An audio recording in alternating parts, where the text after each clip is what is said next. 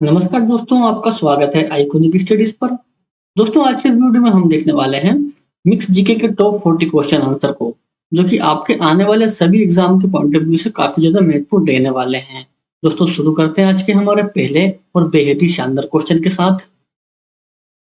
दोस्तों, आज का हमारा पहला क्वेश्चन दिया है, तांबे का मुख्य अयस्क क्या है? तांबे का मुख्य अयस्क। दोस्तों, कॉपर पायरेट होता है तांबे का मुख्य अयस्क। ऑप्शन नंबर ए इस क्वेश्चन का सही आंसर हो जाएगा। दोस्तों, तांबा यानी कि कॉपर, जिसका परमाणु क्रमांक होता है 29 और जिसे Cu से दर्शाते हैं। ठीक है दोस्तों, ये भी आपको याद रखना है। दूसरा क्वेश्चन, ब्लैक लेड का रासायनिक नाम क्या है? ब्लैक लेड का रासायनिक नाम। ऑप्शन नंबर डी इस क्वेश्चन का सही आंसर है ग्रेफाइट। दोस्तों, ग्रेफाइट कार्बन का अपरूप होता है। कार्बन का अपरूप। ठीक है दोस्तों। तीसरा क्वेश्चन दिया है, भारी मशीनों में स्नेहक के रूप में किसका प्रयोग होता है? भारी मशीनों में स्नेहक के रूप में। ऑप्शन नंबर बी ग्रेफाइट का प्रयोग होता है दोस्तों भारी मशीनों में स्नेहक के रूप में। ऑप्शन नंबर बी इस क्वेश्चन का सही आंसर हो जाएगा। अगला क्वेश्चन दिया है, कोशिका का ऊर्जा ग्रह किसे कहा जाता है?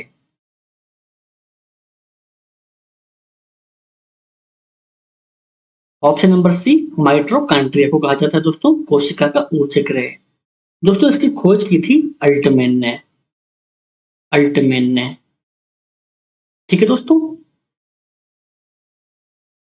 अगला क्वेश्चन दिया है, फेफड़ों का मुख्य कार्य क्या होता है? फेफड़े का मुख्य कार्य। ऑप्शन नंबर बी रक्त को शुद्ध करना।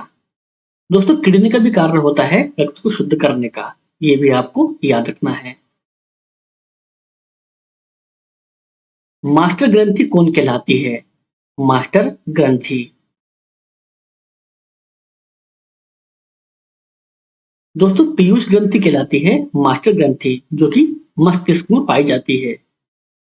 मस्तिष्क में पाई जाती है। ठीक है। विटामिन बी 6 का रासायनिक नाम क्या है? विटामिन बी 6 का रासायनिक नाम। ऑप्शन नंबर ए पायरिडॉक्सिन होता है दोस्तों विटामिन बी 6 का रासायनिक नाम। याद रखना है आपको, एग्जाम के पॉइंट ऑफ व्यू से काफी महत्वपूर्ण क्वेश्चन है। दोस्तों, यदि आपको किसी क्वेश्चन का आंसर पता है तो आपको उस क्वेश्चन का आंसर कमेंट बॉक्स में करते हुए जाना है।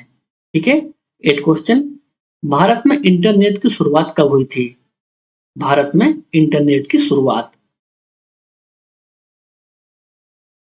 दोस्तों, ये हुई थी 15 अगस्त 15 अगस्त 1995 में। ठीक है दोस्तों। ऑप्शन नंबर डी इस क्वेश्चन का सही आंसर हो जाएगा। राष्ट्रीय सूचना विज्ञान केंद्र की स्थापना कब हुई?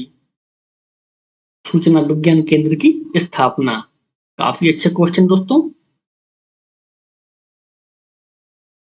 ऑप्शन नंबर सी 1976 में। और यदि आपसे पूछा जाए राष्ट्रीय सूचना विज्ञान केंद्र का मुख्यालय कहां पर है, तो यह है नई दिल्ली में। नई दिल्ली में। ठीक है दोस्तों। भारत में पहली बार सेलुलर फोन कब आरंभ हुआ?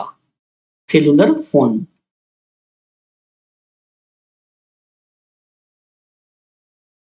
ऑप्शन नंबर बी 1995 में। ठीक है। नेक्स्ट क्वेश्चन दिया है, विश्व बैंक की स्थापना कब की गई? विश्व बैंक की स्थापना। दोस्तों, विश्व बैंक की स्थापना की गई थी 1944 में। ऑप्शन नंबर बी इस क्वेश्चन का सही आंसर है। और वहीं बात करें कि विश्व बैंक का मुख्यालय कहां पर है, तो वह है वाशिंगटन डीसी में। वाशिंगटन डीसी में, जो कि अमेरिका में है। कहां पर है? अमेरिका में।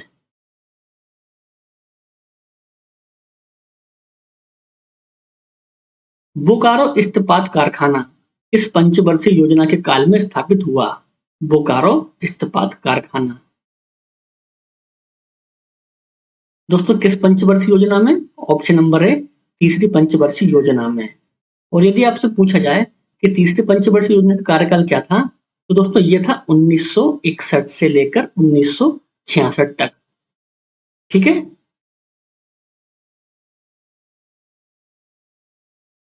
सांकेतिक मुद्रा का प्रचलन किसने किया था?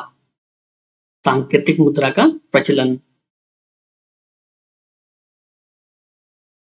दोस्तों ये किया था मोहम्मद बिन तुगलक ने। ऑप्शन नंबर ए इस क्वेश्चन का राइट आंसर हो जाएगा। भारत का पहला बैंक कौन सा था? भारत का पहला बैंक दोस्तों बैंक ऑफ हिंदुस्तान था भारत का पहला बैंक, जिसकी स्थापना हुई थी 1770 में। ठीक है, ये भी आपको याद रखना है। दोस्तों ये कुछ एडिशनल पॉइंट है, इन्हें आप एक बुक में नोट कर लीजिए। नोटों का निर्गमन कौन करता है? नोटों का निर्गमन दोस्तों कौन करता है? ऑप्शन नंबर बी आरबीआई करता है नोटों का निर्गमन। ठीक है। नोटों का निर्गमन किस प्रणाली द्वारा किया जाता है? ऑप्शन नंबर ए न्यूनतम कोष प्रणाली के द्वारा। ठीक है, आगे देखते हैं। पूरे विश्व में किस बैंक की सर्वाधिक शाखाएं हैं? पूरे विश्व में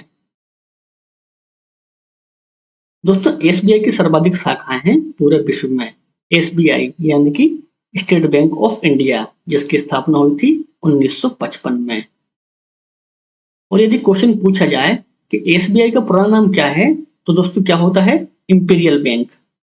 इंपीरियल बैंक। ठीक है। आयात निर्यात बैंक की एग्जिम की स्थापना कब हुई थी? दोस्तों स्थापना हुई थी 1981 में और चालू हुआ था 1982 में। ठीक है। नेक्स्ट क्वेश्चन देख लेते हैं। जानकी रमन समिति का संबंध किस घोटाले से है? जानकी रमन समिति का संबंध दोस्तों इसका संबंध है प्रतिभूति घोटाले से। ऑप्शन नंबर डी इस क्वेश्चन का राइट आंसर हो जाएगा। किस दिन पृथ्वी सूर्य से सर्वाधिक दूरी पर रहता है? सर्वाधिक दूरी पर दोस्तों ये रहता है 4 जुलाई को। ऑप्शन नंबर बी हमारे इस क्वेश्चन का सही आंसर हो जाएगा। दोस्तों पृथ्वी और सूर्य की सर्वाधिक दूरी कहलाती है अपसोर। अपसोर कहलाती है सर्वाधिक दूरी और न्यूनतम दूरी कहलाती है उपसोर। उपसोर याद रखना है दोस्तों, एग्जाम में पूछ लिए जाते हैं ये क्वेश्चन। पृथ्वी पर अक्षांश रेखाओं की संख्या कितनी है? अक्षांश रेखाओं की संख्या दोस्तों 180 है पृथ्वी पर अक्षांश रेखाओं की संख्या। याद रखना है आपको। पृथ्वी पर कुल कितनी देशांतर रेखाएं खींची गई? कुल देशांतर रेखाएं ऑप्शन नंबर डी 360। ठीक है। अंधकार महाद्वीप के नाम से किसे जाना जाता है? अंधकार महाद्वीप या फिर अंध महाद्वीप? ऑप्शन नंबर ए अफ्रीका महाद्वीप को जाना जाता है दोस्तों अंधकार महाद्वीप के नाम से। याद रखना है आपको। नेक्स्ट क्वेश्चन देख लेते हैं। नीग्रो कहाँ की प्रमुख जनजाति है? Negro option number B Africa की जनजाति है नीग्रो। याद रखना दोस्तों। दोस्तों यदि आपने वीडियो को अभी तक लाइक नहीं किया है तो वीडियो को अभी लाइक कर दीजिए और वीडियो पसंद आ रहा हो तो वीडियो को अपने दोस्तों और भाई बहनों में शेयर करना ना भूलें। विश्व का सबसे छोटा महाद्वीप कौन सा है? विश्व का सबसे छोटा महाद्वीप दोस्तों ऑस्ट्रेलिया है विश्व का सबसे छोटा महाद्वीप। ऑप्शन नंबर डी इस क्वेश्चन का सही आंसर हो जाएगा। The shape of the beast किसकी कृति है? दोस्तों काफी अच्छा क्वेश्चन है। The shape of the beast, दोस्तों ये कृति है अरुंधति राय की। ऑप्शन नंबर ए हमारा इस क्वेश्चन का राइट आंसर हो जाएगा। माउंटबेटन योजना का मुख्य उद्देश्य क्या था? माउंटबेटन योजना का मुख्य उद्देश्य, दोस्तों इसका उद्देश्य था भारत का विभाजन। ऑप्शन डी हमारा सही आंसर है। रामकृष्ण परमहंस का वास्तविक नाम क्या था? रामकृष्ण परमहंस का वास्तविक नाम,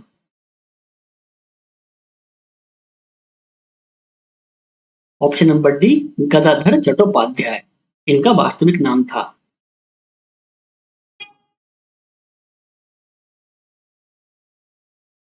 टीयू की किसके द्वारा लिखी गई है? टीयू की,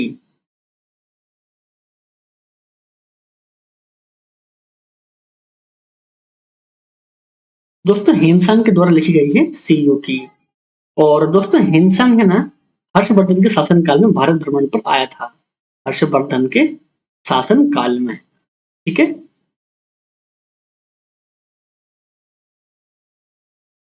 शाह आलम द्वितीय किसके काल में मुगल सम्राट था? शाह आलम द्वितीय,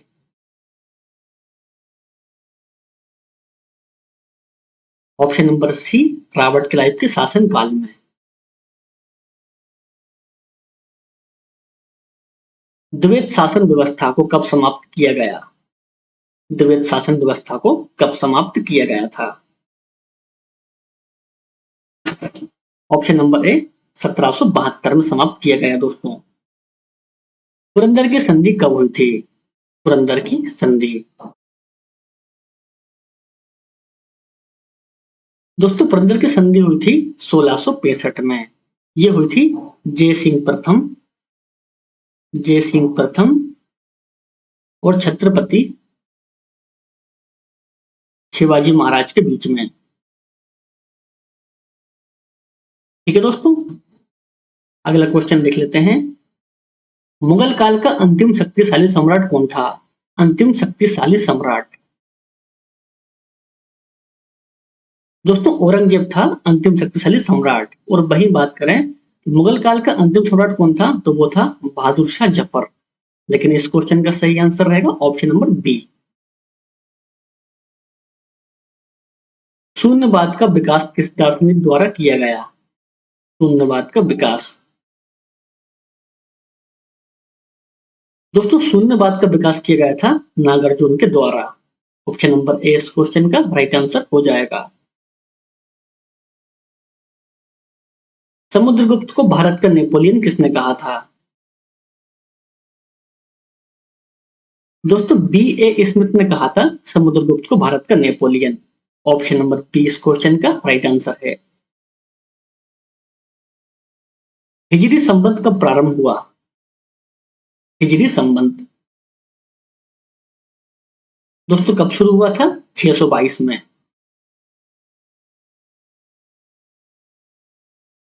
फ्री जोन शब्द का संबंध किस खेल से है? फ्री जोन, काफी अच्छा क्वेश्चन दोस्तों। दोस्तों फ्री जोन का संबंध है खो खो खेल से। दोस्तों खो खो में प्रत्येक टीम में 9 खिलाड़ी होते हैं। 9 खिलाड़ी होते हैं, ठीक है।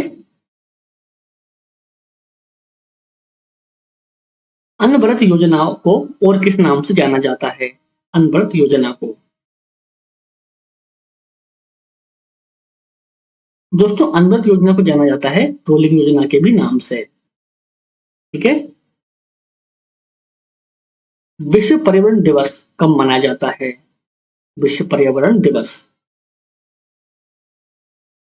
दोस्तों 5 जून को मनाया जाता है विश्व पर्यावरण दिवस, ठीक है। देखते हैं आज का last question. Pitt's India act किस वर्ष पारित हुआ था? Pitt's India act,